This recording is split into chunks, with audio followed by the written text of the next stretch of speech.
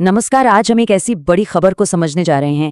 एक ऐसी रिपोर्ट जो अमेरिका और भारत के रिश्तों में आप कह सकते हैं भूचाल ला सकती है। तो सवाल ये उठता है कि क्या सच में ऐसा हो सकता है?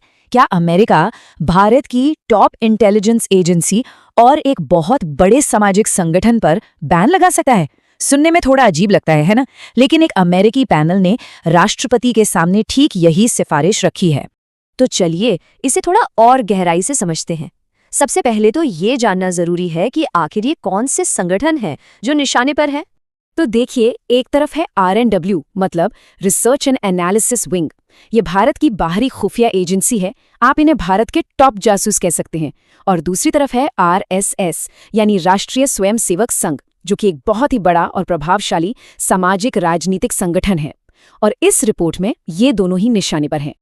अच्छा, अब ये समझना जरूरी है कि अगर ये टारगेटेड सैंक्शंस या प्रतिबंध वाकई लग जाते हैं तो इनका असल में मतलब क्या होगा, क्या असर पड़ेगा? देखिए, इसके दो बहुत सीधे और बड़े असर होंगे।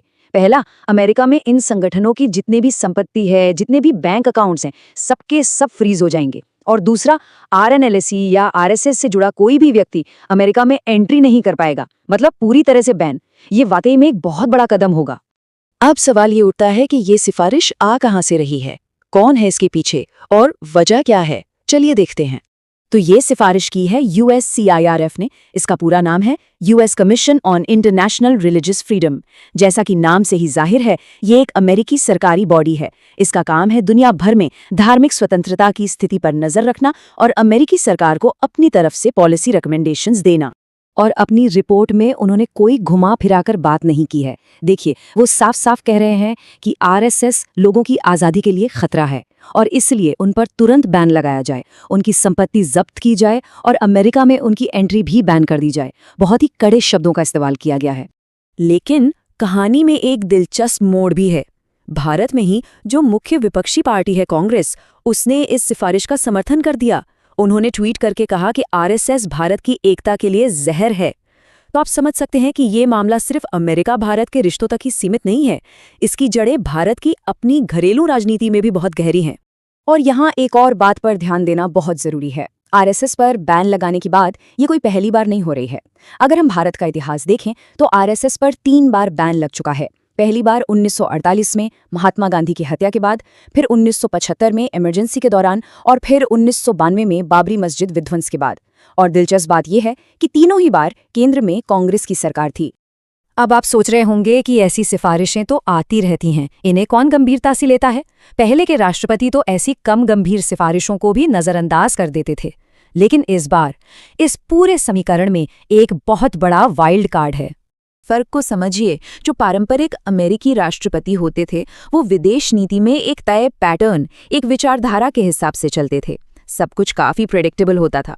लेकिन डोनाल्ड ट्रंप उन्हें अप्रत्याशित, गैर वैचारिक और पूरी तरह से ट्रांजैक्शनल मतलब लेन देन पर आधारित माना जाता है। उनके लिए डील सबसे जरूरी है। तो असली चिंता की बात यही है, क्या पता ट्रंप इस सिफारिश को पारंपरिक डिप्लोमेसी की परवाह किए बिना भारत पर दबाव बनाने के लिए एक लेवरेज की तरह, एक हथियार की तरह इस्तेमाल कर लें। पर रुकिए जरा, कहानी यहीं खत्म नहीं होती। इस रिपोर्ट में इन प्रतिबंधों से भी ज्यादा एक और बड़ी सिफारिश की गई है और ये शायद सबसे एक्सट्रीम सिफारिश है। पहला, भारत को कंट्री ऑफ पर्टिकुलर कंसर्न यानी विशेष चिंता का देश घोषित कर दिया जाए। और दूसरा, भारत को अमेरिका से मिलने वाले सभी हथियारों का एक्सपोर्ट रोक दिया जाए। ये बहुत ही बड़ा कदम होगा। हालांकि ऐसा होने की संभावना काफी कम बताई जा रही है। क्यों? क्योंकि इसके पीछे बहुत बड़े व्यावसायिक हित जुड़े हैं। लॉकहीड मार्टिन और बोइंग जैसी बड़ी बड़ी अमेरिकी डिफेंस कंपनियां हैं जिनके लिए भारत एक बहुत बड़ा बाजार है। तो जाहिर है वो इस पर आसानी से राजी नहीं होंगे। तो आखिर में हम इस पूरी तस्वीर को कैसे देखें? इसका असली मतलब क्या है? क्या ये रिपोर्ट वाकई में लागू होने वाली है या फिर इसका मकसद कुछ और ही है?